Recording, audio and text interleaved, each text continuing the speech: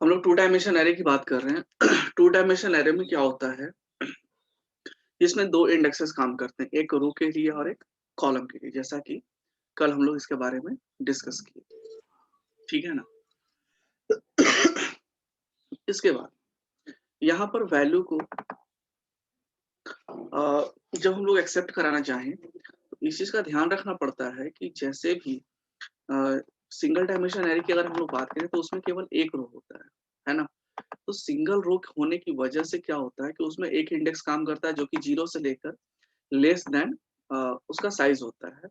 उसी तरीके से टू डायमेंशन एरे में भी ये क्या होता है, रो और कॉलम का जो साइज होता है जिसे हम लोग इंडेक्स पोजीशन के बेसिस पर एक्सेस करने का काम करते हैं, तो वो भी 0 से लेकर रो साइज जो मैक्सिमम दिया हुआ होगा उससे एक कम तक जाएगा, और कॉलम का जो साइज है जो मैक्सिमम साइज दिया हुआ है उससे एक कम तक जाएगा। कल हम लोग देख रहे थे इसमें कि किसी भी इंडेक्स को हम लोग कैसे एक्सेस करते हैं मैट्रिक्स के पोजीशन को टू डायमेंशन एरे में। तो आपको यहाँ पर डिफाइन करना होगा रो और कॉलम की संख्या दोनों एक साथ, ठीक है ना। और कुछ इनिशियलाइजेशन का भी वर्क मैंने बताया था। इसे दो तरह से इनिशियलाइज कर सकते हैं। पहला तरीका यह है कि आप स्ट्रक्चर के फॉर्मेट में ही डिफाइन कर दो, यानी कि एक ब्रैकेट दो, ब्रैकेट के अंदर जितने भी आपको टू डायमेंशन एरे चाहिए, तो जितना बाई जितना का है वो आप यहाँ पर डिफाइन कर सकते हो, ठीक है ना। 10, 20, 25 दूसरे लाइन में जाएगा, यानी कि दूसरे रो में जाएगा 40, 45, 55। उसी तरीके से जब आपको उसको एक्सेस करना होगा तो आप इंडेक्स पोजीशन दे करके वहां से वैल्यू को एक्सेस कर सकते हो, ठीक है ना। दूसरा तरीका यह है कि आप सीधे सीधे वैल्यू को क्या करो, एक साथ लिख दो। ये इस बेसिस पर, यानी कि जो यहाँ पर रो और कॉलम का जो साइज दिया हुआ है उस बेसिस पर ये अपने आप को क्या करेगा, एडजस्ट करेगा, ठीक है ना। उसके बाद आगे आते हैं। तीसरा तरीका यहाँ पर होता है कि आप सीधे सीधे ये देख रहे हो, पहला जो है वो आप इम्पिटी रखो, लेकिन दूसरा आप इम्पिटी नहीं रख सकते हो, इस चीज को ध्यान देना। पहला आप इम्पिटी रख सकते हो, दूसरा आपको फिक्स करना ही होगा, यानी कि कॉलम की संख्या कितनी होगी ये आपको बताना पड़ेगा। बाकी सारे के सारे खुद ब खुद वो क्या करेगा, ऑटो एडजस्ट ले लेगा, ठीक है ना। जैसे यहाँ पर अगर मान लीजिए कि मैंने एक वैल्यू वैल्यू पुट किया है, ठीक है। इसमें क्या है कि रो की संख्या नहीं पता, लेकिन कॉलम की संख्या तो पता है। तो कॉलम की संख्या शुरुआत में कितने लेगा वो, 3। तो कॉलम ये 3 हो गया। फिर अगले के लिए कॉलम कितने होंगे, 3। और अगले के लिए कॉलम कितने होंगे, 1। और बाकी जो 2 है वो क्या हो जाएगा, फिर 0 हो जाएगा। आपको पता है कि जब किसी एरे में हम लोग वैल्यू को इनिशियलाइज नहीं करते हैं और उस पूरे एरे में अगर एक भी वैल्यू इनिशियलाइज है तो बाकी बचे हुए इंडेक्स पोजीशन पर वो वैल्यू क्या करता है, 0 रख देता है, ठीक है ना। इस तरीके से वो क्या किया, उस चीज को 0 कर दिया। अब आप देख सकते हो यहाँ पर अगर हम n और 1 और 1 की बात करें, यानी कि रो 1 कॉलम 1, तो पहले के लिए तो ये आपका 0th पोजीशन 0th इंडेक्स था, सॉरी 0 रो, और दूसरे के लिए 1 रो। तो 1 रो का अगर 1वां पोजीशन देखें तो 32 है ना। सेकंड में क्या है कि 0th रो का दूसरा, यानी कि पहला, सॉरी 0 1 2, यानी कि क्या होगा, 22। लेकिन अगर मैं बात करूं, क्योंकि यहाँ पर 3 रो बने हैं, तो अगर मैं बात करूं दूसरे रो की, तो दूसरे रो का दूसरा पोजीशन, जबकि हम लोग जो वैल्यू पुट कर रहे थे उसमें इकलौता सिर्फ एक ही वैल्यू गया, और वो भी दूसरे रो के पहले कॉलम पर। तो दूसरे रो के दूसरे कॉलम पर तो वैल्यू है नहीं। यही वजह है कि चूंकि पहले से आपने वैल्यू सब में इनिशियलाइज किया है, इसलिए यहाँ पर डेटा क्या आएगा, आपका आउटपुट 0 आएगा, ठीक है ना। अब एक चीज और, कि जब हम लोग इस तरह का कोई स्ट्रक्चर बनाते हैं, इस तरह का वेरिएबल लेते हैं, तो आपको वैल्यू को असाइन करना मस्ट हो जाता है। जैसा कि एरे के केस में मैंने बताया था कि आप जब एरे लिखोगे, ठीक है ना, तो एरे को, बॉक्स को एम्प्टी आप नहीं छोड़ सकते हैं। एम्प्टी आप तभी छोड़ सकते हैं जब आप वैल्यू को इनिशियलाइज करो। क्लियर है ये चीज। तो इस चीज को ध्यान रखना। ये कुछ स्ट्रक्चर है जो कि हम लोग वैल्यू को टू डायमेंशनल एरे में इनिशियलाइज कैसे करते हैं वो दिया गया है। क्लियर है यहाँ तक। अब बात करते हैं टू डायमेंशनल मैट्रिक्स में वेरिएबल को कैसे पुट करेंगे, वेरिएबल में वैल्यू को कैसे पुट करेंगे और उसका आउटपुट कैसे लेंगे। एग्जाम्पल के तौर पर आपको पता है कि जब हम लोग सिंगल डायमेंशन एरे की बात कर रहे थे, तो सिंगल डायमेंशन एरे में क्या होता था कि एक वेरिएबल हम लोग बनाते थे एरे के लिए और एक लूप चलाना पड़ता था। ये तो पता ही होगा आप लोगों को। सबसे पहले मैं void main ले रहा हूँ, void main के बाद एक वेरिएबल एरे नाम का। तो पहले क्या था, सिंगल डायमेंशन और ये आई, ओके, CLR या CR। उसके बाद फॉर चलता था i equal to 0, I less than कितना, जो साइज है वो, और i प्लस प्लस। उसके बाद ब्रैकेट, यूजर्स के इनपुट के लिए हम लोग मैसेज देते हैं। उसके बाद स्कैनफ %d एंड एरे का आई, ठीक है। उसके बाद अगर प्रिंट करना हो तो हम लोग क्या करते हैं, फॉर लगाते हैं i equal to 0, I less than 5 and i plus plus, okay. उसके बाद प्रिंट करना हो तो यहाँ पर हम लोग यूज करते हैं printf, ठीक है, %d /t कॉमा ARR का आई। क्लियर है यहाँ तक। और उसके बाद ch लगाना चाहो लगा सकते हो। कंपाइल कराया मैंने, रन कराया, 1 2 3 4 5, आउटपुट आपका आ गया। लेकिन ये बात हो गई सिंगल डायमेंशन की, यानी कि एक लीनियर, यहाँ पर सीरीज के रूप में हम लोग को ये दिख रहा है। लेकिन अगर हम लोग चाहेंगे 2 डायमेंशन, तो 2 डायमेंशन के लिए एक बॉक्स और लगाना पड़ेगा। ज्यादा डिटेल हम लोग नहीं चाहते हैं, 3x3 का ही रखते हैं, ठीक है ना। अब चूंकि ये 3x3 का है, यानी कि रो की संख्या कितनी है, 3, तो हम लोग क्या करेंगे कि जो पहला है वो 3 के लिए चलाएंगे, एक दूसरे के लिए हम लोग को फिर से एक फॉर लगाना होगा। इसे मैं जे ले लेता हूँ, कहाँ तक, 3 तक जाएगा, और जे प्लस प्लस, ठीक है, ब्रैकेट। और इनपुट के लिए भी जो हम लोग वेरिएबल ले रहे थे आई, इस बार क्या लेंगे, एक और जे। बाकी कहीं कोई बदलाव हम लोग नहीं कर रहे हैं, ठीक है, क्लियर है। अब ऊपर में वेरिएबल चूंकि आई है तो एक और हम लोग को लेना होगा जे। सेकंड केस में भी सेम चीज है, आप यहाँ पर 5 को क्या कर दोगे 3, क्योंकि ये रो के लिए है। और उसके बाद और j equal to 0, j less than 3 and j plus plus, okay. उसके बाद ऐसे ब्रैकेट देना तो कोई जरूरत है नहीं, फिर से मैं दे रहा हूँ, चलो। और उसके बाद चूंकि मैट्रिक्स की तरह दिखाई दे, इसलिए मैं ना /n दे देता हूँ, ठीक है। चलिए अब इसको रन कराया जाए। 1 2 3 4 5 6 7 8 9, चूंकि 3x3 मैट्रिक्स है तो आप देख सकते हो 9 टोटल एलिमेंट्स यहाँ पर इनपुट होंगे।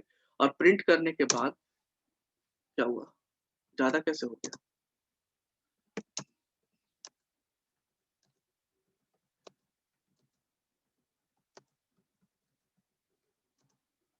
आई थिंक कोई प्रॉब्लम हुआ है।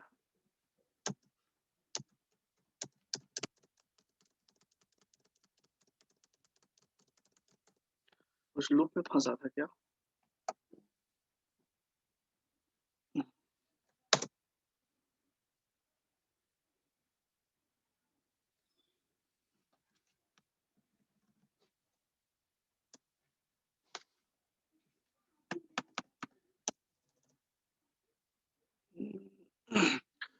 रोकने के लिए पाउस ब्रेक का होता है, कीबोर्ड चाहिए था सभी जी। एक्चुअली हमारे कीबोर्ड में कंट्रोल पाउस ब्रेक का बटन ही नहीं है, इस वजह से ये रुक नहीं रहा।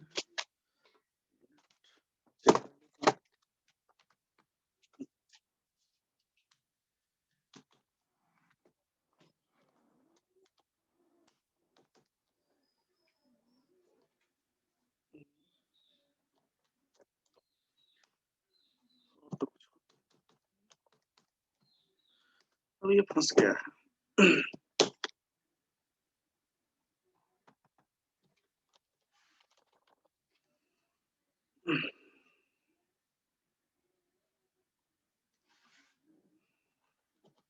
बंद ही करना पड़ जाएगा। क्या प्रॉब्लम आई थी कुछ पता चला, फिर तो ध्यान में नहीं था, बाकी चीजें तो क्लियर थी। इससे मुझे लिखना पड़ जाएगा। चलो, वर्ड में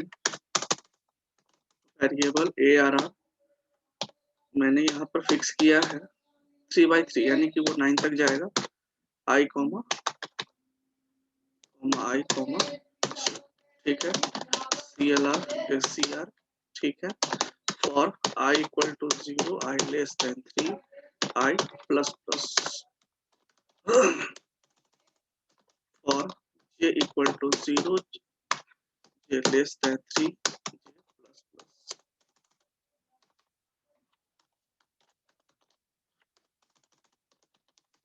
Print enter number plus n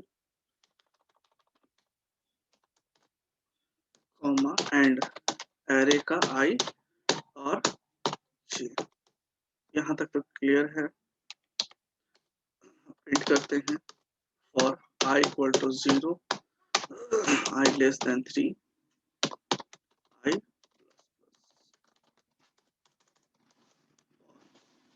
J equal to 0, J less than 3, plus plus।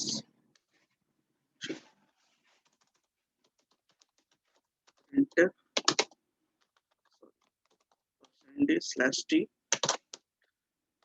array का I and J, ठीक है,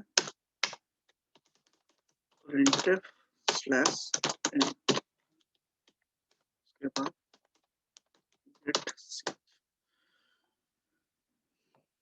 इस बार मत फंसना। I हो गया, J हो गया, बाकी सब तो सही है। I है, J सर है, सेव कर लीजिए, हाँ सेव कर लीजिए। सेव कर लेता हूँ।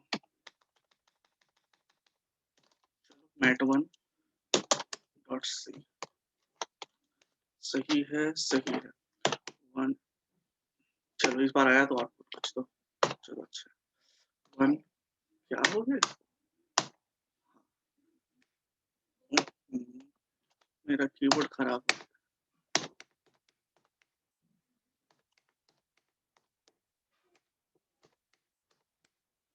आया आउटपुट, इस बार आया, ठीक है। यहाँ पे आप देख सकते हो कि मल्टीपल वैल्यू यानी कि 9 वैल्यू मैंने एंटर किया, ठीक है ना, और 9 पहला रो के लिए 1 2 3, दूसरे रो के लिए 4 5 6 7 8 9, क्लियर है।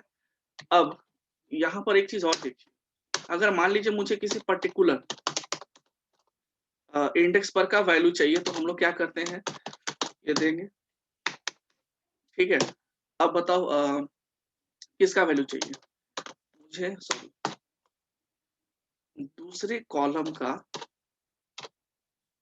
पहला, ठीक है, कुछ इस तरीके का कंटेंट। मैं इसको कंपाइल करा रहा हूँ, वैल्यू पुट करता हूँ,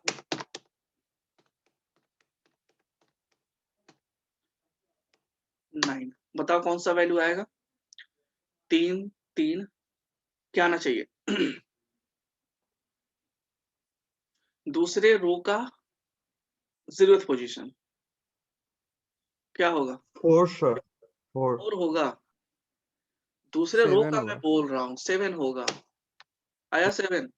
दूसरे रो कहने का मतलब ये है कि 0 1 2, इस चीज को ध्यान रखिएगा, ठीक है ना।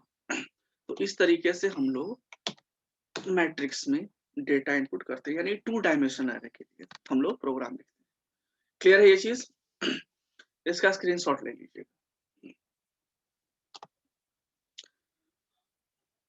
मुझे लगता है कुछ छूटा होगा ऐसा चीज, या हो सकता है कि जे की जगह मैं आई लिख दिया हूँ, इस वजह से फंस गया होगा वो, ठीक है। जो प्रिंट तो ये लिए थे मिडिल ब्रैकेट में, उससे नहीं ना हो रहा है, नहीं नहीं सिर्फ नहीं, प्रिंट किए जा चलो रहा अच्छा होगा। ठीक है, मैं ऐसा कर देता। प्रिंट कर कहाँ रहा था, वो तो इनपुट ले रहा था, इसकी बात कर रहे हैं। प्रिंटिंग तक तो पहुंचा ही नहीं था, इनपुट में ही फंसा था वो, कुछ और होगा प्रॉब्लम। खैर सेव मैंने कर दिया है, क्या हो गया,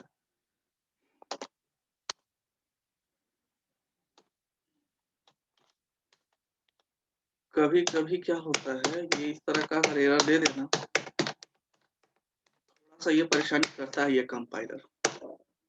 ये देखो, यस, इसके बाद स्क्रीनशॉट हो गया। नेक्स्ट जो क्वेश्चन होता है इसी से रिलेटेड, इसमें एक क्वेश्चन आएगा कि जितने भी एलिमेंट्स हैं सबका सम निकालना है। तो बहुत आसान है वो। आप क्या करोगे, यहाँ पर एक सम नाम का एक वेरिएबल बनाओगे, जिसको किससे डिनोट करोगे, 0 से। ठीक है, और जब आप प्रिंट करने जाओगे ना, प्रिंटिंग के समय ही क्या करो, sum equal to sum plus क्या करेंगे, एरे का आई और जे। हो गया। और प्रिंटिंग के जस्ट बाद यहाँ पर सम हो गया। यानी कि सारा का सारा वो क्या करेगा, नंबर को ऐड करके सम में लिख देगा। चलिए 1 2 बराबर 3 4 5 6 7 8 9 आया 45। ठीक है, चलिए, तो एक तरीका ये हुआ। मैट्रिक्स से रिलेटेड कौन कौन से क्वेश्चंस आते हैं, तो मैट्रिक्स से रिलेटेड पहला तो ये कि एक आता है आपको एडिशन का, एक आता है आपका ट्रांसपोज का, और एक आता है मल्टीप्लीकेशन का, जो मेनली है। ठीक है, बीसीए के लेवल की अगर मैं बात करूं तो 3 क्वेश्चंस इससे इंपॉर्टेंट आते हैं, है ना। अब यहाँ पर समझना होगा, आप लोग को मैट्रिक्स तो आती होंगी, मैट्रिक्स आती है ना, मैथ। Yes, sir. चलो बहुत बढ़िया। अब बताओ कि अगर मान लीजिए कि मेरे पास 2 मैट्रिक्स है, सपोज दैट ये 1 2 3 4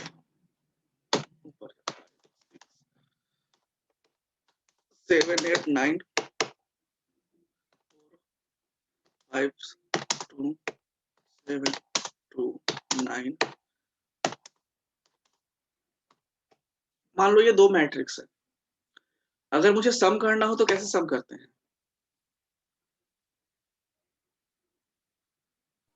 मैं रो को कॉलम से, रो को कॉलम से। One row one column. ठीक है, उसको किससे जोड़ते हैं, फर्स्ट का रो और सेकंड का कॉलम से। मतलब एग्जांपल बताओ जल्दी से। 1 1 को को 3 मल्टीप्लाई किससे सर, करेंगे, 4 से 4 से sir. 1 को 4 से मल्टीप्लाई, ऐड ना बोले सर। ऐड बोले, हाँ ऐड बोले, 1 को 4 से। अच्छा, Yes, sir. यस, 4 को 2 से, 2 को 7 से। 2 को करेंगे सर 7 से, मुझे डाउट 3 हो रहा को है इस 1 पे। से। नहीं नहीं नहीं, नहीं, 2 को 5 से, 2 को 5 ऐसे से। नहीं होगा, ऐसे नहीं होता है सम। सम जो होता है ना मैट्रिक्स का, वो सिमिलर होता है। आप मल्टीप्लिकेशन में जा रहे हो, प्रॉब्लम ये है। 1 को sir. 4 से करेंगे, Yes, sir. Yes, 5 sir. को 7 से 2 से करेंगे तो क्या होगा, 7। सब गड़बड़ा दोगे। ये 5 हुआ, 7 4 11 हुआ, उसके बाद 5 6 7 हुआ, उसके बाद 9 6 15 हुआ। ऐसे आउटपुट आएगा, 7 और 1 8 होगा, 8 5 13 ना, और 9 7 16। ये आउटपुट आना चाहिए। आप लोग मैट्रिक्स का तो पूरा ये कर दोगे फिर। ठीक है, तो ये रिजल्ट आना चाहिए। इसका मतलब ये है कि पहले रो के पहले मैट्रिक्स के पहले रो पहले कॉलम का जो पहला एलिमेंट होगा, दूसरे मैट्रिक्स के पहले रो पहले कॉलम से ही ऐड होगा। इस चीज का ख्याल रखिएगा। समझ में आया ये चीज, ये एडिशन का कॉन्सेप्ट होता है। ओके, दूसरा एक आता है क्वेश्चन ट्रांसपोज का। ट्रांसपोज में क्या होता है कि जैसे किसी भी मैट्रिक्स को, ये मैट्रिक्स दिख रहा है आपको, इसको ट्रांसपोज करना, यानी कि रो को कॉलम में, कॉलम को रो में। यानी कि इसका आंसर होगा 1 4 7। ठीक है, उसके बाद 2 2 5 8 और 3 6 9। ये आउटपुट आएगा। समझ में आया ये चीज। इसे कहते हैं ट्रांसपोज, ठीक है। और तीसरा जो इसका क्वेश्चन है वो है मल्टीप्लीकेशन, जो अभी आप लोग बता रहे हो, ठीक है ना। तो यहाँ पर अभी मैं 2 क्वेश्चंस बता रहा हूँ मल्टीप्लीकेशन के लिए, आप लोग को थोड़ा सा छोड़ रहा हूँ ताकि आप लोग इसको चेक करके बना सको, ठीक है ना। सबसे पहले हम लोग एडिशन की बात करते हैं, तो प्रोग्राम पर आते हैं। एडिशन के लिए हम लोग को कितने मैट्रिक्स की आवश्यकता है? 2 मैट्रिक्स की। तो मैं क्या करता हूँ, एक एरे 1 दे देता हूँ, आप मैट 1 भी ले सकते हैं, कोई दिक्कत नहीं है। एरे 2 दे देता हूँ। और एक चीज ध्यान रखना, एडिशन के लिए सबसे इंपॉर्टेंट क्या है, दोनों का रो कॉलम इक्वल होना चाहिए, है ना। अगर ज्यादा एंट्री नहीं चाहते हो तो 2-3 कर लो, समय बचेगा आपका, ठीक है। तो जब पहला मैंने 2 ले लिया, तो पहले के लिए क्या होगा, ये 2 रो के लिए, कॉलम तो 3 है ही, कोई दिक्कत नहीं। अब ये हुआ एक इनपुट, यानी कि किसके लिए, एरे 1 के लिए। अब एरे 2 के लिए सेम इनपुट चाहिए, तो हम लोग को एक फैसिलिटी यहाँ पर प्रोवाइड हो जाती है, कट पेस्ट वाली या कॉपी पेस्ट वाली। कॉपी मैंने कर लिया, पेस्ट कर देता हूँ, ठीक है। अब यहाँ पर क्या होगा, 2 हो गया। एक मैं यहाँ पर थोड़ा सा मैसेज दे देता हूँ ताकि थोड़ा देखने में भी अच्छा लगे। Enter the element of first matrix, clear है। और यहाँ पर मैं दे देता हूँ print enter the element of second matrix, okay.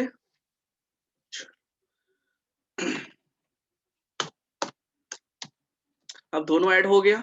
अब यहाँ पर करना क्या है, एडिशन परफॉर्म करना है। तो एडिशन के लिए हम लोगों को पता है, कहीं ना कहीं उसको स्टोर तो करेंगे ना। जैसे एक वेरिएबल ए लिए थे, एक वेरिएबल बी लिए थे, तो एक वेरिएबल सी भी तो लेना होगा। मैं रिजल्टेंट कर देता हूँ, ठीक है। अब जो रिजल्ट है वो यहाँ आएगा।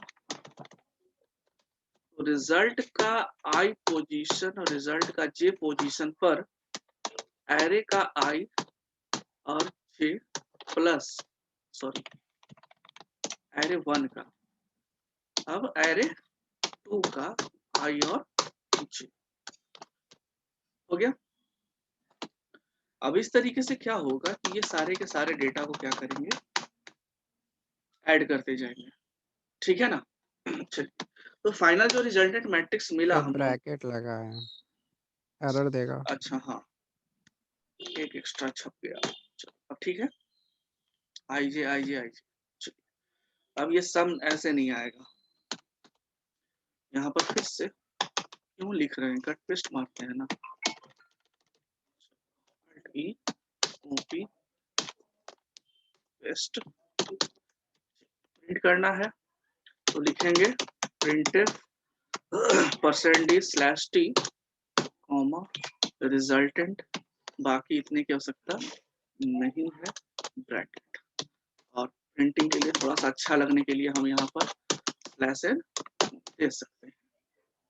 बन गया। आप चाहो तो एरे 1 एरे 2 को भी प्रिंट करा सकते हो, ज्यादा कुछ नहीं, 5 लाइन और जाएगा, ठीक है ना। 5 लाइन एरे 1 का और 5 लाइन एरे 2 का, ठीक है। कहाँ एरर है, ये कहाँ से छप गया, सम, अच्छा हम नहीं यूज किए।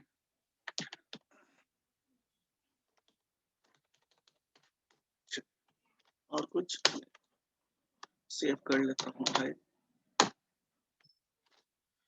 चलिए, पहला का एंटर करें, 1 2 3 4 5 6 हो गया। सेकंड का 9 8 6 2 4 3 जोड़ दिया। ये 346 कहाँ से आया, कुछ ज्यादा ही जोड़ दिया।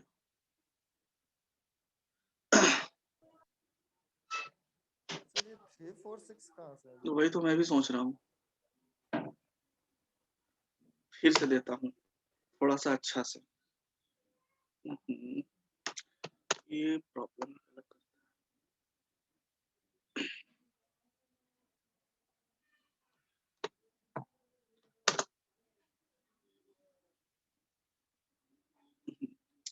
एक बार अच्छे से देख लेते हैं।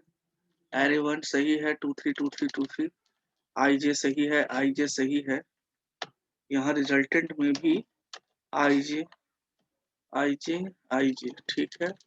प्रिंटिंग में भी आई जे आई जे आई जे ठीक तो लग रहा है सब कुछ। अच्छा हाँ, देखो देखो देखो देखो गड़बड़ क्या हुआ। लोग ये 2 3 होना चाहिए, करती है ऊपर वाला। ये 2 3 होना चाहिए। 2 होगा सर वो। ऊपर में भी सही है ना, ऊपर में 2 3 है, 2 3 है, 2 3 है। अब सही आएगा। कंपाइल 1 2 3 4 5 6, फिर से 1 2 3 4 5 6। अब रिजल्ट सही है ना। 1 2 3 हो रहा है ना, तो 1 1 2 हो गया, 2 का 4, 3 का 6, 4 का 8, 5 का 10 एंड 6 का 12।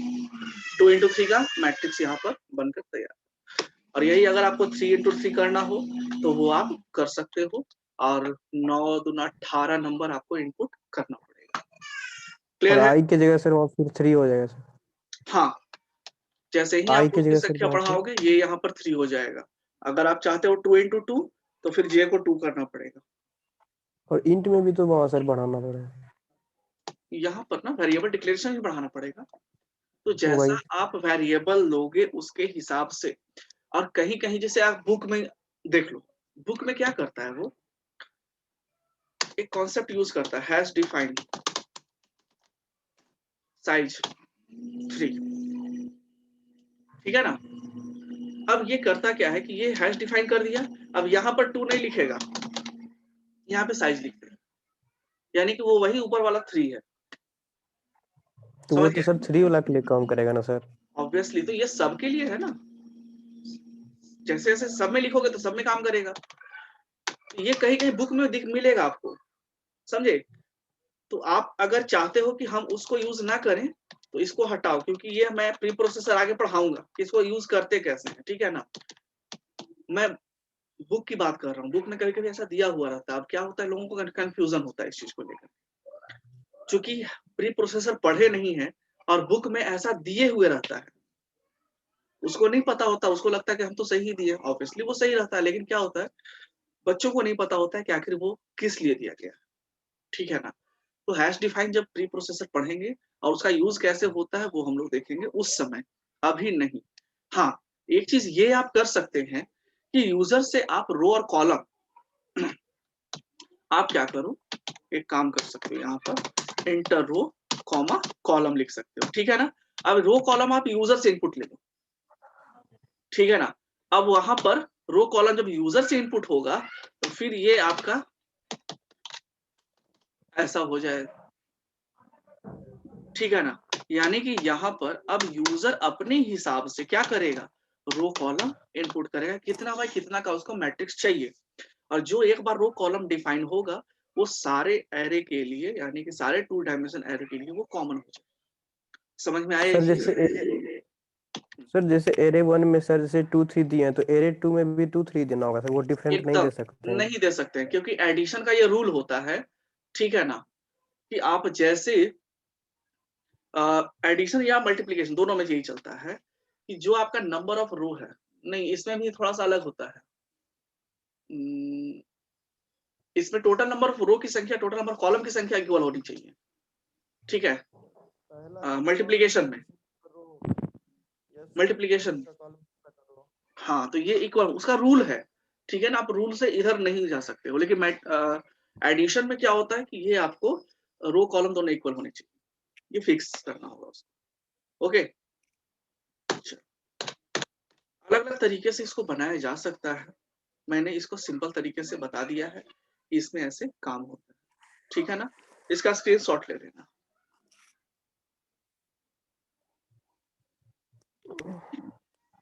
हो गया। उसके बाद अगला यहाँ तक का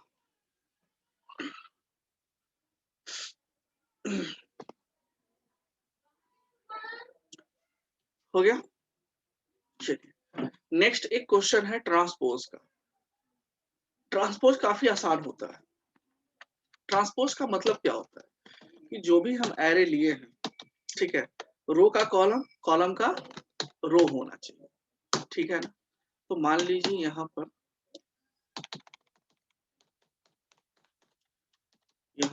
जितना रो उतना कॉलम, जो एरे 1 था एरे कर देते हैं, ठीक है। सिंपल प्रिंटिंग की बात करते हैं, ना हटाना पड़ेगा।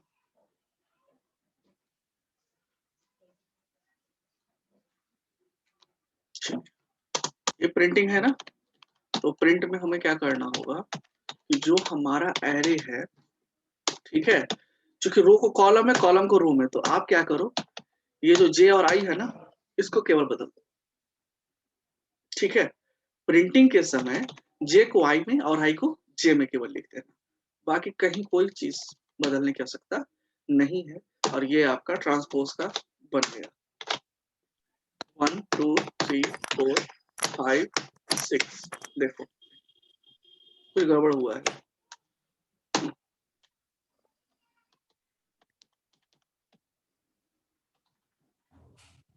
एरे का आई जे, जे का क्या हुआ है,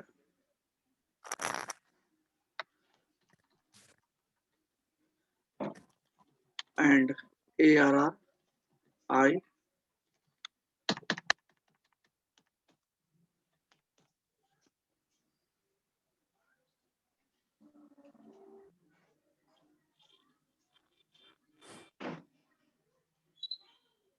कुछ दिख रहा है गड़बड़ क्या? सर प्रिंट में जे को पहले और आई को बाद में प्रिंट। हाँ, ट्रांसपोज के चलते। ट्रांसपोज का सर मतलब ये ऐसा है। भी तो सर ऐसा भी तो कर सकते हैं, स्कैनअप में ही चेंज कर देते हैं और प्रिंट में वही रहने देते हैं। वो हाँ, वो भी चलेगा, तो वही सर चेंज वही कर दीजिए सर। वो चल सकता है, कोई दिक्कत नहीं है। या आप चाहो तो एक रिजल्टेंट अलग से ले लो, उसमें जाकर पुट कर, ये भी तो हो सकता है।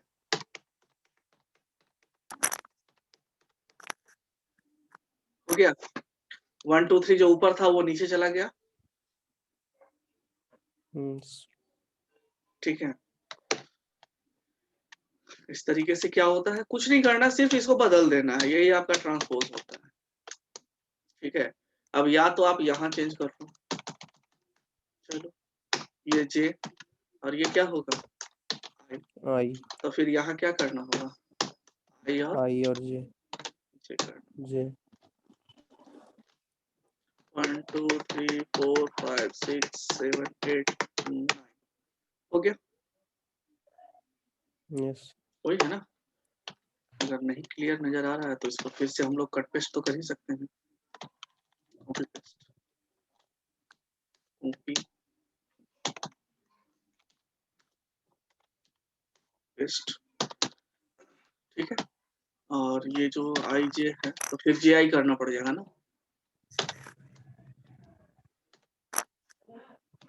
वही ठीक रहने दो, आई जे ही ठीक है। ऊपर में आई जे, ठीक है, और यहाँ जे जे आई। हो गया। अब इसको मैं यहाँ पर printf TRANSPOS ट्रांसपोज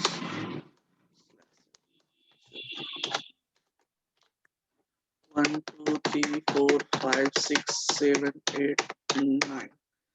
आउटपुट हमारा 1 2 3 था, 4 5 6 था, 7 8 9 था। ट्रांसपोज के बाद 1 2 3 नीचे चला गया, ठीक है।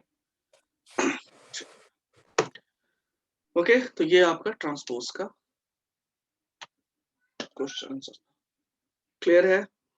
चलिए एक आप लोग ट्राई कीजिएगा, वो कौन सा होगा, मल्टीप्लीकेशन, ठीक है ना।